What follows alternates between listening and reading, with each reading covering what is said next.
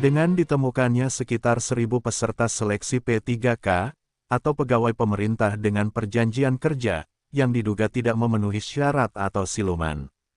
Sebagai bentuk transparansi, sekaligus memberi ruang kepada masyarakat termasuk para peserta seleksi, untuk menyampaikan tanggapan atau sanggahan, pemerintah kabupaten atau Pemkab Seluma, akan segera menggelar uji publik. Menurut Bupati Seluma, Teddy Rahman, sebagaimana diwartakan koran rb.id, edisi Minggu, 11 Mei 2025, penyisiran terhadap peserta seleksi P3K tahap 1 dan 2, masih terus dilakukan oleh tim Inspektorat Pemkab Seluma, dan Satreskrim Polres Seluma. Hasil sementara, ditemukan sekitar 1.000 lebih peserta yang diduga tidak memiliki dasar kepegawaian sah sebagai honorer. Terbanyak adalah peserta P3K tahap 2, yang saat ini baru lulus seleksi administrasi. Jika penyisiran sudah selesai, kami akan langsung mengumumkan nama-nama peserta yang terindikasi tidak memenuhi syarat. Uji publik penting digelar, guna memberi ruang kepada masyarakat, termasuk kepada para peserta, untuk menyampaikan tanggapan atau sanggahan, jika ada kekeliruan data, kata Teddy, juga seperti dikutip koran rb.id. Jika ada yang namanya masuk daftar, tetapi merasa bukan honorer siluman, bisa langsung menyampaikan sanggahan resmi, dengan menyertakan bukti autentik, agar proses bisa berjalan dengan objektif. Pemkab berharap, dengan keterlibatan masyarakat melalui uji publik, kebenaran data bisa terungkap secara benar dan adil. Uji publik, sebagai upaya membersihkan proses seleksi P3K dari peserta yang tidak sah, demi menjaga integritas dan kualitas aparatur sipil negara atau ASN, di Kabupaten Seluma. Pengumuman akan dilakukan terbuka melalui website pemerintah daerah, termasuk papan pengumuman di setiap kecamatan, bahkan melalui media sosial. Prinsipnya, semua harus transparan, sehingga kebenarannya bisa diuji oleh publik, tegas Teddy Rahman.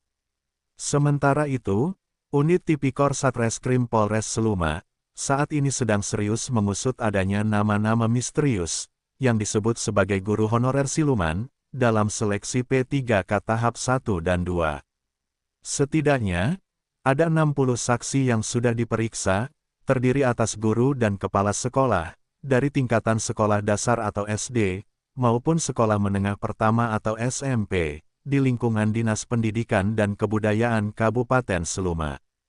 Dari jumlah tersebut, 45 orang kepala sekolah, untuk diminta keterangan terkait nama-nama calon P3K, yang tercantum berasal dari sekolah mereka.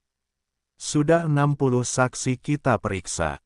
Mayoritas kepala SD dan SMP, sisanya guru aktif, ungkap Kapolres Seluma, AKBP Bonar Ricardo Pakpahan SIKMIK, melalui Kasat Reskrim, AKP Prengki Sirait SH, kepada RB.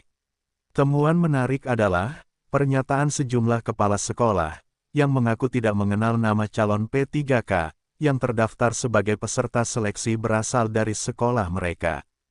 Terpisah, Ketua Markas Daerah Laskar Merah Putih Provinsi Bengkulu, Khairuddin MDK, saat diminta tanggapan dalam kapasitas sebagai Ketua Ormas, mengaku mengapresiasi kebijakan Bupati Seluma, Teddy Rahman, dengan menggelar uji publik, untuk menemukan kebenaran real dalam mengurai carut-marut ditemukannya honorer siluman, dalam seleksi P3K dengan jumlah di luar nalar akal sehat. Manuver Bupati Seluma, Teddy Rahman, merupakan kebijakan positif yang layak menjadi pedoman bagi seluruh jajaran, dalam mewujudkan transparansi tata kelola pemerintahan di Kabupaten Seluma, ujar Khairuddin MDK, wartawan senior yang juga produser eksekutif Bintang TV. Hanya saja, menurut dia, uji publik tidak ditujukan hanya bagi para honorer peserta seleksi P3K, yang kemudian ternyata diketahui honorer siluman, dengan mengumumkan nama-nama mereka secara terbuka.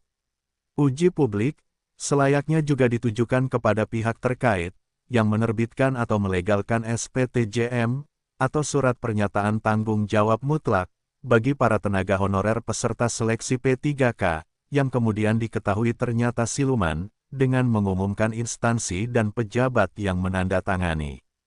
Senjata utama para tenaga honorer, untuk bisa mengikuti seleksi P3K, adalah surat pernyataan tanggung jawab mutlak, yang selain ditandatangani para tenaga honorer bersangkutan sendiri, juga ditandatangani oleh pejabat yang berhak, jelasnya. Dari Studio 1 Bintang TV Bengkulu, jurnalis Bintang TV Seluma, Edi Santoso dan tim, serta juru kamera dan video editing, Marco Melandri melaporkan.